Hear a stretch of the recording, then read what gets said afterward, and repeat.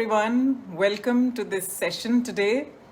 So in between juggling with your kids and your home responsibilities and your work responsibilities and cooking and cleaning and groceries, you have still found time to come for this session. So thank you so much for joining me on World Nutrition Day, which is today, 28th of May. And this session has been exclusively brought to you by Dr. Reddy's Celavida. So, there's a lot of research happening in the world today because people are really worried about their health, about the COVID-19, when is the lockdown going to open up. So according to the Center for Disease Control, which is the CDC, they have categorized certain people in a high-risk group. And these people are those that are overweight, obese, pre-diabetic and diabetic, and those with hypertension and other problems. So the CDC, or the Center for Disease Control, has said that these are the people who need special care. So today's session is for these people. I'm going to talk to them on how they can manage their blood sugar better, how they can manage their weight better, and how they can manage their immunity better. It is very, very important. So I'm sure each one of you attending this have someone in your family or your relations or your friends who has diabetes or overweight or obesity or pre-diabetes, right? So I would suggest that you should take down your notes, take a notebook, take a pen and paper and write down some notes, because it's only when you implement what you hear, you really get the benefit. So I have spent almost 3.5 decades in active clinical practice doing just this, helping overweight people become slim, helping the obese lose weight, helping those with high blood pressure reduce their blood pressure by using natural means, helping diabetics to manage their blood sugars, helping pre-diabetics to not become diabetics. So I'm going to teach you how you can, walk on this road from wellness. You can stay well, you can stay healthy all the time, and you don't have to go towards illness. All right. So let's understand, why are diabetics today at a higher risk? Why do they have a higher risk for COVID-19? The answer is simple: because they are very sweet, or in other words, they have sweet blood. They have higher blood sugar than an average individual, than a healthy individual. A healthy individual has a blood sugar of, let's say, 80 or 85, but a diabetic has a blood sugar which is above 100. Now that makes this person have lower immunity. The diabetic has higher inflammation. So when your immunity is low and your inflammation is high, that's the time the COVID-19 or any infection, any viral infection, can affect you much more.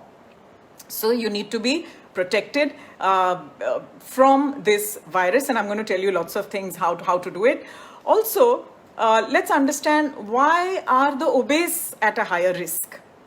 So research says that if you are overweight or obese, you have a weakened immunity. The higher the weight, the lower the immunity.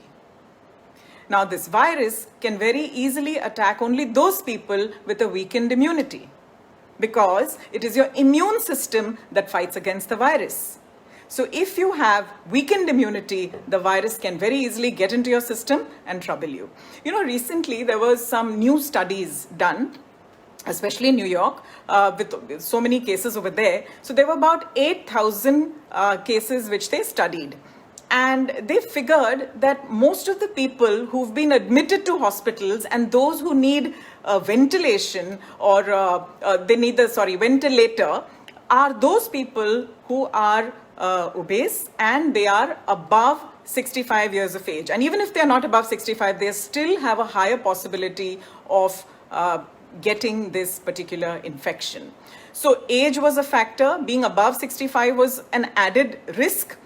Being below 60 also put them at an added risk, because just being obese they had more inflammation. They had a weakened immune system, and therefore they could not fight the virus, and they needed acute care in the hospital. They needed ventilators in the hospital. So we really need to take care of these people and give you lots of tips on how to lose weight and how to manage your inflammation as well as your immunity. Also, it appears that overweight people they consume, of course, excess calories, excess carbohydrates, and they have excess body fat. And because of this excess body fat, the virus, affects them disproportionately. It gives them severe complications in the hospital. They suffer from respiratory failure. They have acute respiratory distress syndrome because they suffer from something called hypoventilation. What is hypoventilation? When you are having less oxygen in your system and more carbon dioxide because of shallow breathing, because of not breathing properly, and because of excess of body fat and inflammation. They already have these breathing problems. And once you're affected by the virus, these problems only increase. All right. But the study also said that if the people who are overweight start exercising, start following the correct diet, start taking the right supplements, then there is hope and they may not suffer from the serious consequences. So I think the message the virus is trying to give us is that enough is enough. There is too much junk that's happening, or that was happening before the COVID days, and there was too much of alcohol, smoking, late nights, too much of wrong lifestyle. So the virus is trying to tell us either you shape up or you ship out, because I'm here to stay and I'm going to ensure that you start following a healthy lifestyle. I think that's the message from the virus, clearly.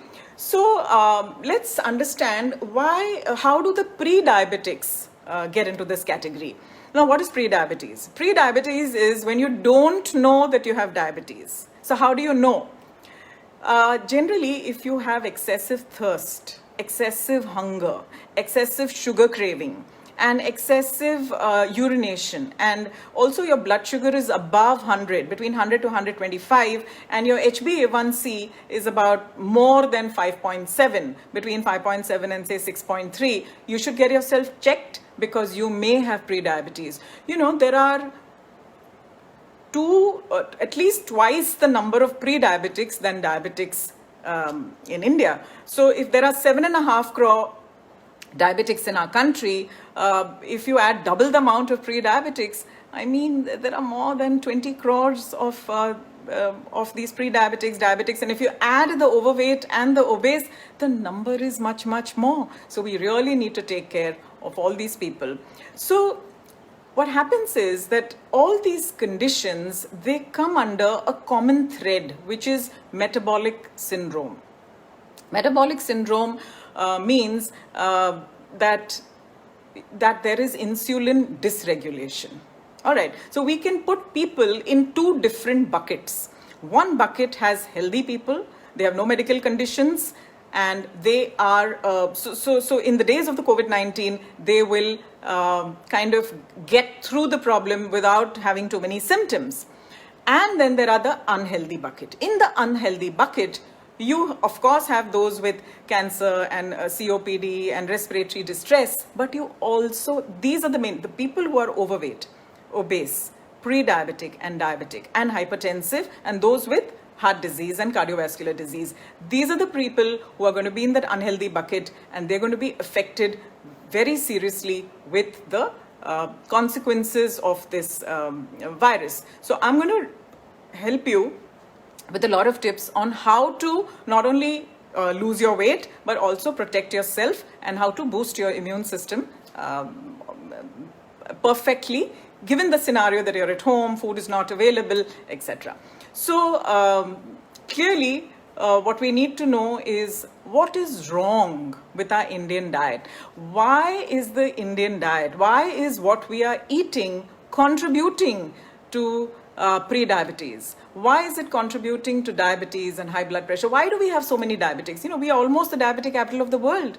We are second only to China. So why does India, don't people think that we eat healthy? Right? Don't you think that your Indian diet is healthy? So why is this diet contributing to precipitating overweight, obesity, pre-diabetes, diabetes, hypertension? Why is that happening? Now, according to studies, they show that one of the main reasons for why we have diabetes in India and overweight in India is because we eat a lot of carbohydrates. There are too many carbohydrates in our diet. Don't you agree? More than 70% of our total calories comes from carbohydrates, right? Because you think of your breakfast. What are you eating for breakfast? Idlis, dosas, upma, poha, sabudana vadi, sabudana khichdi, puri bhaji, things like that. So these are very rich in carbohydrates. And at the same time, Indians don't consume adequate protein. More than 80% Indians, it has been found in the research studies, are consuming a very low protein diet. Now, when you consume a lot of carbohydrates, that is 70% of your total calories, and you consume very low protein, you are going to have a sugar imbalance. You're going to feel hungry. You're going to gain weight. All right. So that's not a good thing. Also, what Indians do in our diet, we have endless cups of tea and coffee. And we have it with sugar, we have it with milk, right? And this raises your blood sugar.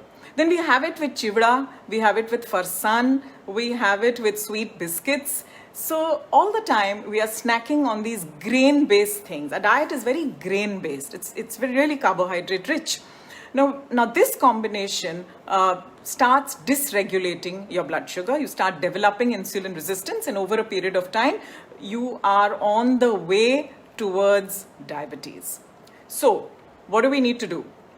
Studies show that when you follow a diet rich in so many carbohydrates, which have a high glycemic index, like rice, white rice especially, it has a very high glycemic index. We are eating also maida. There's a Romali roti, naan. So that has a high glycemic index. Refined sugar and refined oils. So we are consuming that kind of food. And when you consume 70% of your diet with such foods in between, you are going to get some kind of dysregulation. So studies show that when you're eating a high glycemic index diet, it will spike your insulin levels, and it is strongly connected to weight gain as well as diabetes. So herein lies the problem. And this is said in a paper which was published in 2017 in the British Journal of Nutrition. So let us just understand this problem clearly as to who can consume carbohydrates and who cannot, because there's so much of conflicting information. Some people say carbs are good for you, you must eat it. Some people say don't eat carbs. So who can consume carbohydrates? Let's understand. Now, if you are a very active person, if you are a rickshaw puller from Kanpur, or you're a farmer, or you're a carpenter, or you do a lot of physical work, you're a marathon runner, you are exercising a lot, yes, you can take a lot of carbohydrates. All right. But if you are the urban Indian, because diabetes affects the urban Indian, and in the south, like it's affecting the southern states of India, especially Kerala. So if you are an urban Indian sitting with your laptop and your cell phone, and you are constantly, you're sedentary, you're not really exercising, and even if you're exercising, you're just doing like a 45-minute walk 4 times a week, which is not adequate to consume that 70% rich carbohydrate diet, because of which you're gaining weight, because of which you're turning pre-diabetic, because of which you're turning diabetic, and the whole process of metabolic condition gets worse and worse. So what is this telling us?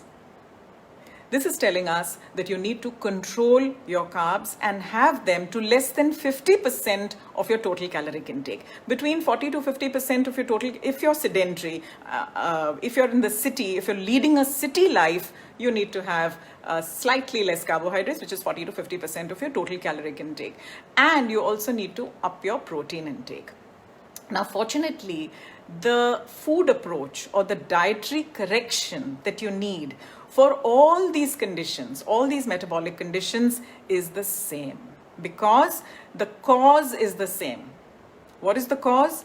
Insulin dysregulation, which means your insulin goes a little awry. It is either produced in very high quantity, or it is produced in very low quantity, or it is not efficiently utilized by your body. So what is the solution? We need to make your body more insulin sensitive. And we can do that by adjusting your diet. All right. So what is the right diet for such a scenario to regulate your insulin so that you don't feel hungry? Because when you have too much insulin in your body, you start feeling very hungry.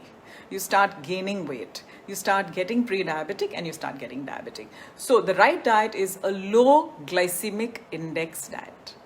Now, low glycemic index diet is a diet which provides you those foods which don't spike up your blood sugar. All right. So you need a low GI diet with complex carbohydrates, moderate protein intake, high fiber, lots of antioxidants in vegetables, some amount of fruit, and lots of nuts and seeds. This is the diet that will really, really help you in managing your blood sugar and your body weight. We'll break it down further as the thing goes on, but I just thought I'll tell you what is the ideal thing for you. Now, what is your goal? Your goal is to control your insulin and make your body insulin sensitive. Now, how will you make it insulin sensitive? By exercising. When you exercise for at least 45 minutes every day, you will find that your body becomes more sensitive to insulin. The insulin levels go down. You stop gaining weight. All right. So how can you, in this lockdown, become insulin sensitive? You can follow a low GI diet. You can take in more protein, and you can exercise regularly.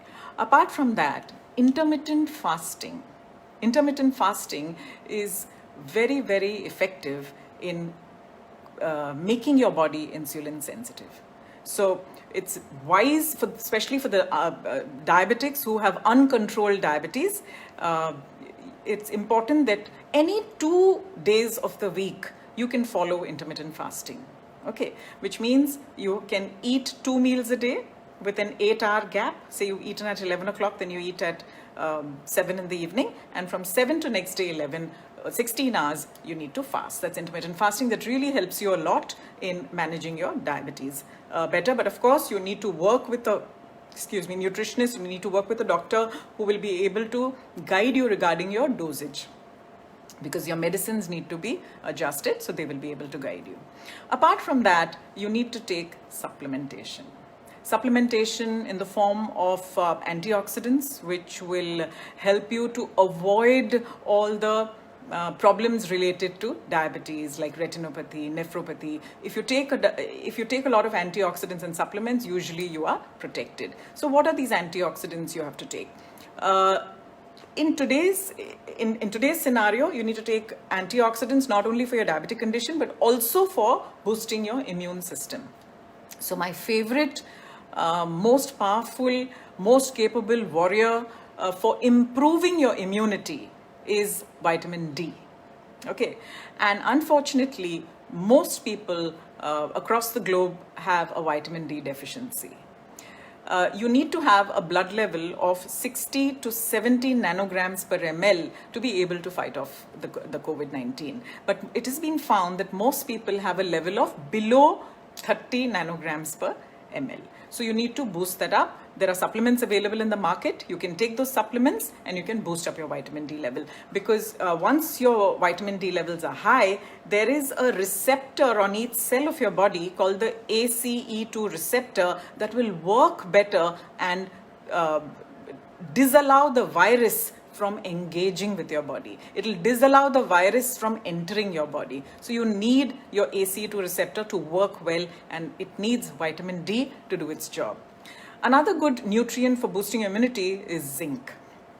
Now, zinc is very, very important, one of the most important nutrients to fight viruses.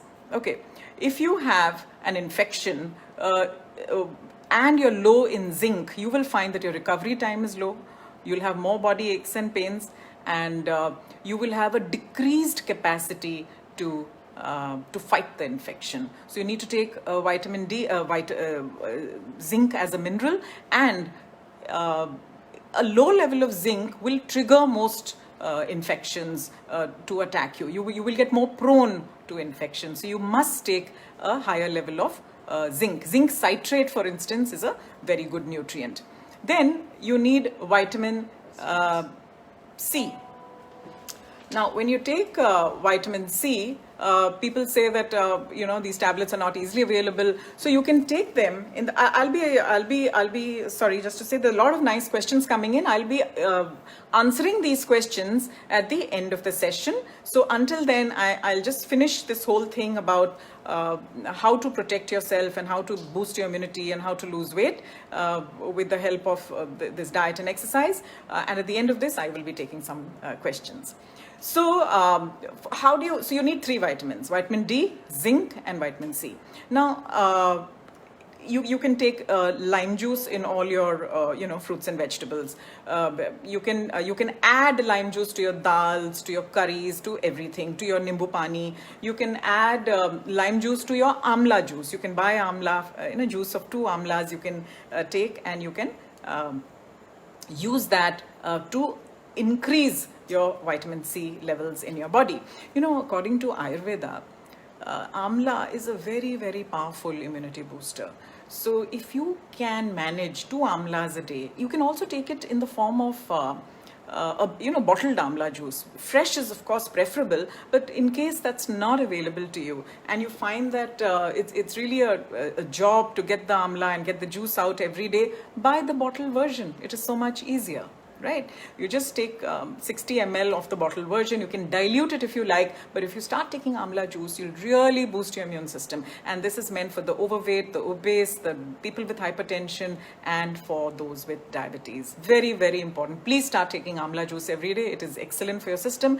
Another very powerful food that I want to recommend for you is ginger. Ginger, both in the fresh form as well as in the powdered form, which is saunt, is available in your kitchen. Dried ginger powder. Add it in your chai. Add it in a cup of warm water. Whenever you feel like having a warm drink, just add 3 grams of ginger. So studies show that right from 500 milligrams to 3 grams of ginger, this entire range of dose is very, very effective to reduce inflammation. See, because inflammation is what drives your disease. Any disease, any virus that attacks you, your body is inflamed. And to reduce the inflammation, you need ginger. And therefore, it's there right in your kitchen. You could start having it. Apart from that, you need to take some multivitamins. Because multivitamins usually contain B1, B6, B9, all the folates, B12. And you need all of this to fight infection. So take a multivitamin regularly. It may also have antioxidants. It may also have green tea extracts. So they are really good for you. Apart from that, don't forget the protein. You need to consume adequate protein. I would say up your protein to at least 30 to 35% of your total caloric intake.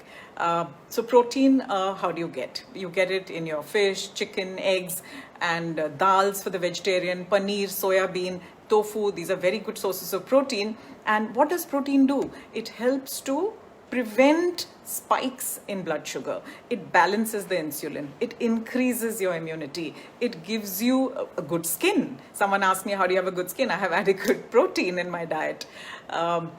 You can get this protein even from nuts and seeds. Just keep a jar full of, say, badam, walnuts, and pistas right there in your living room. And your entire family can just dig in, take a fistful, and consume it as you're moving around in the house. It's really easy to get, and it has the good fats, it has fiber, it has adequate protein, and it has immune boosting properties. So this is how we can make nutrition can be made very easy by suggesting these things. Otherwise, it is very good if you can, just like amla, you could take supplements in the form of you get amla capsules, and you get the bottled amla. Now, similarly, for protein, there are lots of supplements available in the market which are specific for diabetics. You see, they're specific for diabetics. They help you to manage your blood glucose levels. They help you to support weight management, and they also prevent the blood glucose spikes. And these supplements are really high in protein and fiber. And one such supplement is Celavida. Now, Celavida has been clinically proven to manage blood sugar levels, and it supports weight management as well. This is because it has a very low glycemic index. Its glycemic index is like 27. It's really low. Any food below 55 is considered low GI. So Celavida is like 27. It's really low. And that is because it contains something called Fibersol. Fibersol helps this whole supplement to have a low glycemic index. And the calories are less than 100. So I think it's 85 calories. So it's really low calorie. It has no added sugar, and it's a great, and it has 12 immune boosting vitamins and minerals. So you don't really have to go and scout around for the new vitamins and minerals from the market. They're all there in the supplement. It's a nutritional drink. You could take it along with your breakfast.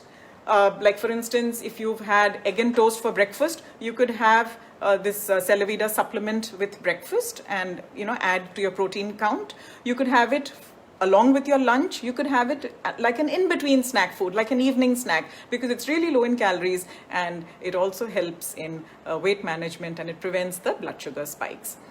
Coming to whether you have whenever you have this metabolic syndrome like diabetes and pre-diabetes and all, and if you continue to consume a high level of carbohydrates, that is more than 70% of your diet, like I said, if it is carbohydrates, you are increasing your risk for getting hospitalized due to the COVID-19. It's important for you to understand that.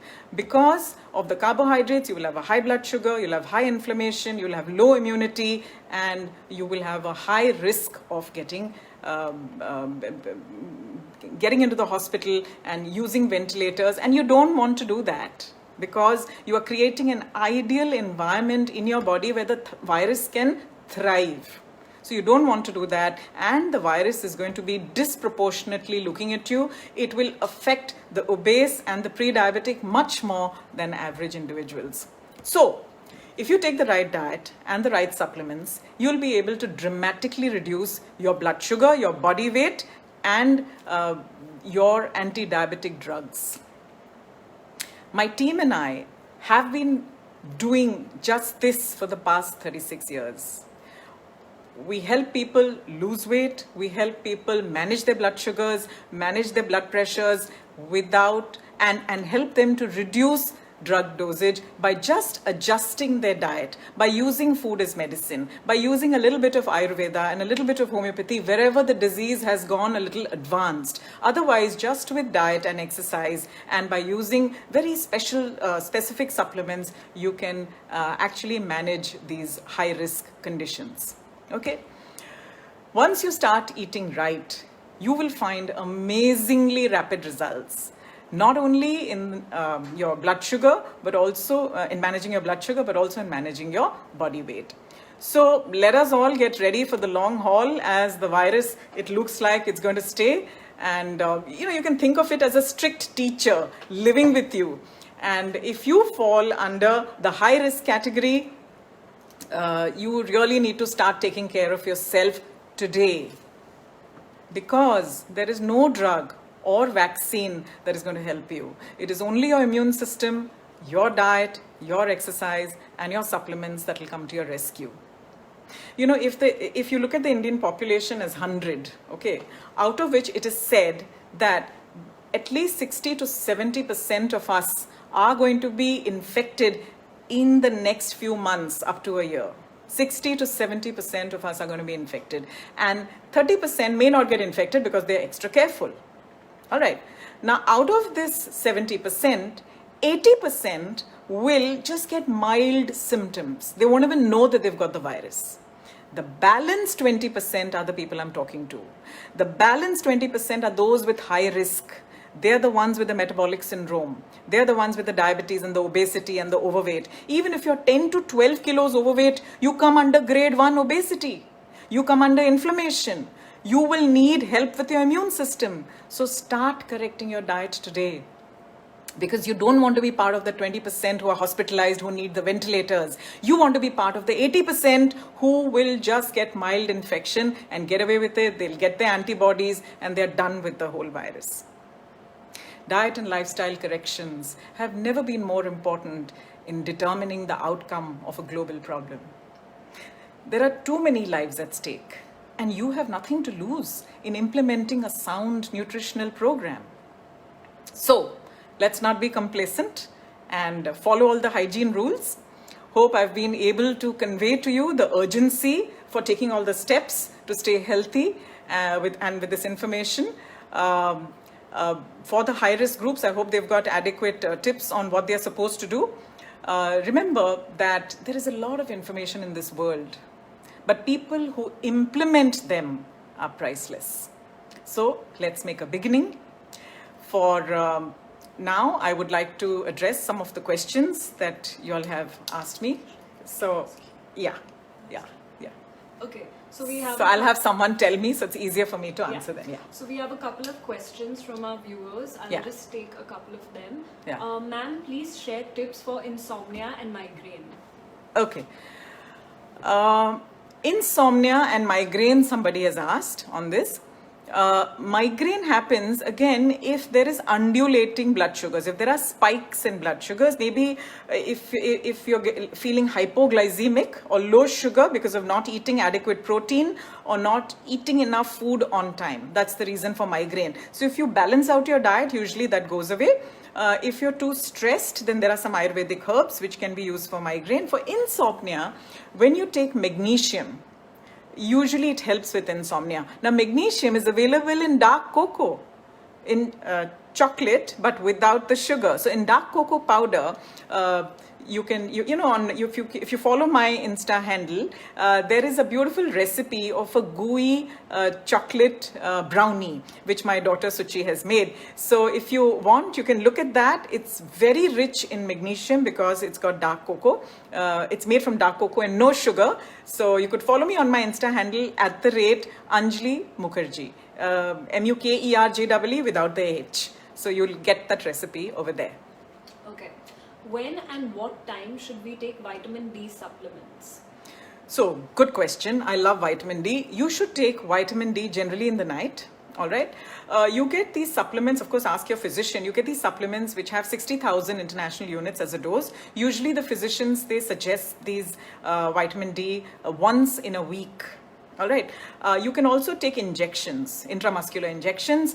These have a relatively higher dose, and if your vitamin D is very low, like it's 4 or 5, it's really low, it's better you take the injection, so they increase the vitamin D quickly, and you can get protected from the virus, from the coronavirus.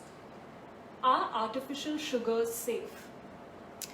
So, it all depends on the dose that you're taking. Recently, there's been a lot of research on artificial sugars. So we have to weigh the pros and cons as to, is the real sugar causing a lot of problem or the artificial sugar causing a lot of problem. I have seen moderation is the key. Balance is the key to good health. If you take very tiny quantities, like a tablet or two, in the entire day of a well-recognized sugar like sucralose or stevia, then there is no problem. I don't think there will be a problem. You could go ahead and do that. But if you're making a lot of puddings and cakes and things with artificial sweetener regularly, and you're consuming too much of that in the day, then I think you should watch it, because everybody reacts differently. Your liver may not be able to metabolize it correctly. So balance and moderation is the key. A little bit is not harmful. Please provide suggestions for hair for one who has hypothyroidism. So suggestions for hair, for those who have hypothyroidism, see, having hypothyroidism means your thyroid gland is not functioning optimally. It is giving you less thyroxine. Thyroxine is important for every activity in your body. So you need to correct that condition. Now, to correct that condition, you need iodine, you need zinc, you need protein. When you give your body these tools, the body makes the hormone, and once it makes the hormone, it improves your condition. Some people also need selenium, so you'll really need to go to an expert to figure out how to do this. It is possible to correct hypothyroidism through homeopathy and through nutrition. Of course, if you have an endocrinologist, you could go ahead and do that therapy also. Can you give suggestions for weight gain? I'm 35 years and weigh 37 kgs. Mostly everywhere there are tips on weight loss only. So somebody wants to gain weight. For those of you who haven't heard the question, somebody wants to gain weight and she finds that there are tips only for the weight loss. Yes, see, it's harder to gain weight than to lose weight. Okay, so it's important for you to understand that. Secondly, weight gain is dependent on a lot of factors. If you are a kind of a person who thinks you're eating adequately, but you're not, and in my 36 years of practice, this is what I've found. Most people who are underweight, most people who are very thin are not consuming adequate calories. And everyone's calorie requirement is based on how they burn their mental calories and their physical calories. So they need to eat adequately. So you need to eat a lot of ghee, you need to eat a lot of carbohydrate, you need to eat adequate protein, you need to exercise regularly, you need to detoxify your liver so that all the food that you eat gets applied in your body can pick up those nutrients and give you some good body weight. So it's easy to do it. We do it at Health Total. You could, refer anytime to us. If a diabetic loves eating rice, any option on how to manage the cravings? Yeah. So diabetics will love to eat rice because they have these sugar spikes in the middle. So they crave carbohydrates, you see. So there are alternatives, like you can have whole millet. You can use that as a substitute for rice. You can use barley. It has a glycemic index of 25. It's really low. So whole barley can be boiled, can be cooked and made like a pulao, just like it looks like rice. It tastes like rice, and you could consume that. So there are these different varieties of rice which you can take, like I said, barley, and there is something called rose mata rice. Rose mata rice also has a very low glycemic index. There's something called bamboo rice that has a very low glycemic index.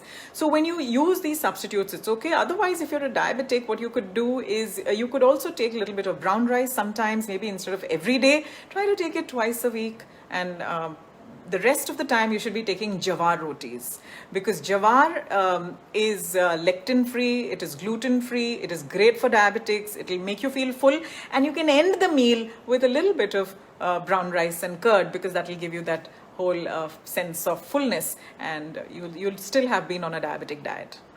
I have low hemoglobin and always low BP. I tried veg, fruits and everything. Low hemoglobin is because of low protein. Low BP is because of inadequate calorie consumption and inadequate protein. Like I said, most Indians are low in protein. The study shows that 80% of the Indians have low protein. So you really need to eat more protein. If you're a non-vegetarian, try eating fish, chicken and eggs every day. If you're a vegetarian, try taking soya bean every day. Try taking thick dals every day. Try taking paneer for breakfast regularly. Up your protein intake and you'll find that your BP, your low BP will most certainly get corrected, because it balances the blood sugar and corrects the blood pressure also. What are the symptoms of low calcium and vitamin D3, D2? The symptoms, you've got to do a blood test, okay, for you to really know how much it is. But if you want symptoms, you will have body ache, you'll have stiffness, you will have hair fall, you will have low immunity, and you will have a lot of creaking joints, and that's the time you'll realize that you need a little more of these vitamin D, calcium, magnesium kind of nutrients, and you should get sorted once you take them. Ma'am, can you suggest foods that contain zinc? Yes. Now, foods that contain zinc are generally nuts and seeds. You can take a lot of till seeds, flax seeds, You can take pumpkin seeds, sunflower seeds. They're really rich in zinc. So like I said, you take a jar and you put these different seeds in it. And when you're just walking around the house, just take a tablespoon and pop these seeds in your mouth, and and please chew them properly. You'll be taking in a lot of zinc, and of course you could take zinc supplements also. Apart from that, whole grains are also rich in zinc, so you could take that. Seafood is very rich in zinc, so if you are a non-vegetarian, you could take some seafood. That'll really help you. But nuts and seeds, I think, should be easier for you. Can you name some supplements for immunity, good hair and skin? Supplements for immunity, like I just said in my talk, vitamin D, very important. Check your blood levels, get your vitamin D up to at least 60 to 70 nanograms per ml. That is very important.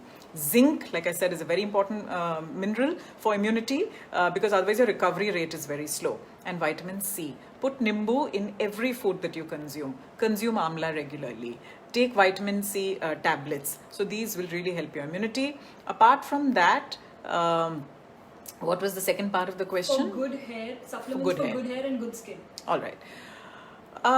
Good skin is a function of detoxification. You got to keep your liver clean. You got to stop eating junk. Smoking, for instance, will ruin your liver and ruin your skin. Alcohol will ruin your liver and skin. So you need to have a clean diet. When you have a clean diet, you'll have a clean skin. You need to have good fats in your diet, which means omega-3, flax seeds, MUFA-rich oils like mustard oil, and olive oil is good, things like that. So for a good skin, I would say start drinking vegetable juices every day. Haldi juice is good. Amla juice is good. Tomato, carrot, beetroot juice is good. Dudi juice is good. So you start taking at least 1 or 2 juices every day, and eat 3/4 of capacity, exercise regularly, take your antioxidants. You know, when you correct one part of your body or one aspect of your body, most of the problems get corrected. And good hair? So good hair and good skin and good nails are interconnected. You know, fortunately, the body does not want too much like different therapies for different body parts. It's almost the same. There's a little bit of fine tweaking. So hair needs protein because hair has keratin. Keratin is the protein in hair. So you need good quality protein. You need amino acids. You need zinc for hair, and you need calcium. So once you have these adequate nutrients, you will find that you'll have great quality hair, because hair, good quality hair depends on your hormones, right? You need the right balance of hormones. It also depends on your genetics. But by and large, you will find that once you provide your body with all these tools of antioxidants, raw juices, adequate protein, complex carbohydrates, low GI, your hair will look good, your skin will look good, your nails will be sharp and kind of hard, and you won't have bent nails. It'll be good for the entire system. How to detoxify the liver, as you just mentioned? Correct. Now, detoxification of the liver is done through many procedures, various ways. Like, for instance, intermittent fasting. When you don't eat for a short duration, like 16 hours. All right, you had your dinner at 7 o'clock and till next day 11 o'clock, you've eaten nothing. That itself will begin the detox process, because the liver naturally detoxifies itself without additional help from out, provided you give it some time. If you're eating every 2 hours, every 3 hours, you're popping things into your mouth, you're having, let's say, desserts and then fruits after dinner, and then you go on eating till late night, till 2 o'clock, where is the time for your liver to start cleaning itself? So intermittent fasting is a very good way to begin detoxifying the liver. Then giving your liver supporting nutrients. Supporting nutrients can be got in all these raw vegetable juices. So whichever raw vegetables you have in your house, just take them and juice them out. You could take mint coriander juice, you could take palak tomato juice, you could take dudi juice, you could take amla juice, haldi juice. So all these juices help to detoxify the liver. Drink adequate water. That's very important. That itself will also help you a lot. And there are a lot of Ayurvedic supplements that can help to detoxify the liver. Depending at what stage you are, we suggest different supplements for detoxification. Does detoxification of liver improve the metabolism? Definitely, definitely. Detoxification of the liver will improve your metabolism because your liver is the organ where you burn the fat. So when that is squeaking clean, you burn fat better. So your metabolism definitely improves. You feel so much better. You can see the difference. You'll have no gas, no bloat, no distension. You will have no constipation. You'll have a cleaner skin, and you will know that your liver is getting detoxified. So many patients on our program say, my skin has cleared up. And when they enroll, that is not a benefit that we had voiced out. So it is very easy for you to have a better skin, better hair just by detoxification. Can we consume jaggery in a diabetic condition?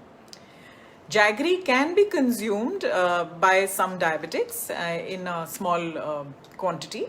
Not regularly, but yeah, it's better than sugar. So if you can go on a sugar-less chai, then that's fine. If not, then you can add a little bit of jaggery. But if you have very high blood sugars, like more than 170, then I would say do not consume any honey, jaggery, dates, any of these sweeteners, because the body treats all natural sweeteners as blood glucose will rise. It treats it in a similar manner. They just have a few nutrients which are more, few minerals which are more. So the answer would be different for different diabetics. If it's a well-controlled diabetes, we allow the jaggery. But if it is not well-controlled, then you need to hold your horses and avoid all forms of sweeteners. What about gout caused due to an all-protein diet? Gout is usually caused by fructose. When you consume too much of fructose is there in fruits like mangoes. They have it has a lot of fructose. And of course, a diet rich in fatty food and rich in meat, red meat. Most Indians don't consume so much of meat. But however, if you are a non-veg, see, it just depends. Every answer will be different for different person. If you are a non-vegetarian, if you eat a lot of fatty food, if you eat a lot of sweets, your uric acid will be high. Your triglycerides will be high. And the way I will help you to knock that off is by reducing these three components of your diet. Automatically, it'll all come down. Are Zincovit and linseed tablets good for boosting immunity? Yes. One is vitamin C and one is containing zinc. So that's a good start. Yes. What to eat if we have high BP? High BP is a function of metabolic syndrome. If you have abdominal obesity, if you have extra body weight, if you have insulin dysregulation, it's possible somewhere on that road you will develop high blood pressure.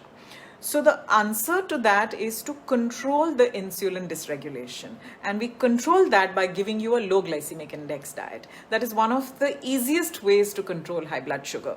But food-wise, if you're interested, what we can do is if you take 3 anars a day, 3 pomegranates a day at different times, one for breakfast, one for lunch, one in the evening, late in the evening, or you could juice out the juice of 3 anars and have it for breakfast maybe at one point. It is said that just consuming 3 anars a day helps a person to reduce his blood pressure because there are a lot of active ingredients in anar which help you to reduce your blood pressure. And we have conducted this experiment and we have seen that yes, that is true. It's true even in those people who are taking medication for high blood pressure. Their blood pressure really came down by consuming 3 anars a day and by following a low glycemic index diet. And the last question, is it necessary to eat every 2-3 hours smaller meals? See, smaller meals is a good idea, but the problem is people don't understand what are small meals. Right? Like a little cup of juice is a small meal. A small, like a boiled egg is a small meal. Usually when people eat a meal, they consume adequate calories. So, and also if you already have insulin dysregulation, any meal raises your insulin. So then it's not a good idea to eat multiple times. But, so it does work on certain individuals who don't have this insulin resistance problem. So generally, I would prefer if people eat every 4 hours, right? So you have a breakfast, then wait for 4 hours, then you have your lunch, and then after 4 hours, a tea time, and so 8 o'clock and maybe 2 o'clock. So 8 o'clock, 12 o'clock, then 4 o'clock, and again 8 o'clock. So this is how you can have your meals. And it is convenient, it is easy, and the body can handle food at that pace. But there are some people who do get benefit out of eating every 2 hours. So it's really a personal choice, but I prefer if people eat once every 4 hours. It is much better for the body. All right. So it was fun. I thoroughly enjoyed interacting with all of you. I'm signing off now. And for any further assistance, like I said, you could follow me on Instagram at @Anjali Mukherjee. And until then, stay indoors, watch what you eat, and stay fit. Thank you.